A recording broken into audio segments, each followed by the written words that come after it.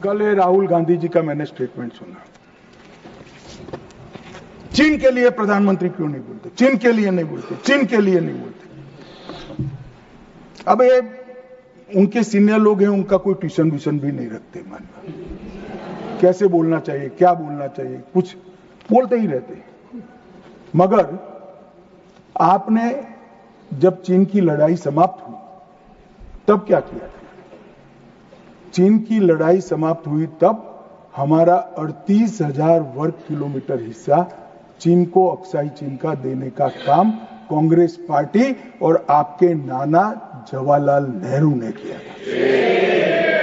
मान्यवर 1955 में देश में बहुत कम लोग जानते और ये पूछ रहे हैं कि कल मुझे कहने लगे झूठ बोल रहे हैं। मैं आज चीज भी लेकर आया। मैं selected works of Jawaharlal Nehru series volume 29 पृष्ठ 231 पढ़ रहा हूं, जो नेहरू जी ने स्वयं संकलन करा है। इसके लेखक जवाहरलाल नेहरू स्वयं है। अनौपचारिक रूप से संयुक्त राज्य अमेरिका की ओर से सुझाव दिया गया कि चीन को संयुक्त राष्ट्र से तो संबंध किया जाए, यूएन में उसको मेंबरशिप दी जाए, परंतु उसको सुरक्षा परिषद में नहीं और उसकी जगह भारत को देना चाहिए।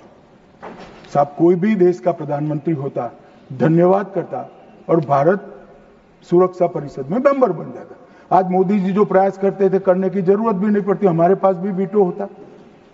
परंतु इन्होंने क्या कहा, हम स्वीकार नहीं कर सकते। चीन जैसे महान देश को सुरक्षा परिषद में नहीं रखते हैं तो सुरक्षा परिषद के मायने ही नहीं रहते। ये मान्यवर कांग्रेस का चरित्र। कल हमें सवाल पूछ रहे थे और चलो नाना तो बहुत दूर की बात है। इन्होंने मान्यवर एक प्रकार से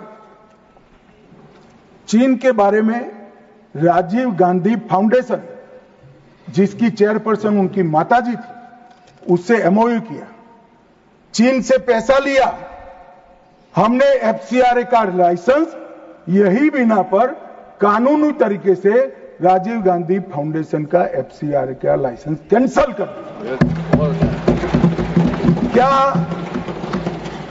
राहुल गांधी देश की जनता को एक प्रेस कॉन्फ्रेंस कर बता सकते हैं कि चीन के साथ क्या एमओयू हुआ था? मान्यवर, हम जब हमारे सेनानी चीन की सेना के आंखों में आंख डालकर डोकलाम में सीना चौड़ा कर खड़े थे, तब ये चीन के राजदूत के साथ गुपचुप मीटिंग स्वयं राहुल गांधी करते। ये तो पीढ़ियों से चीन प्रेम चला रहा है।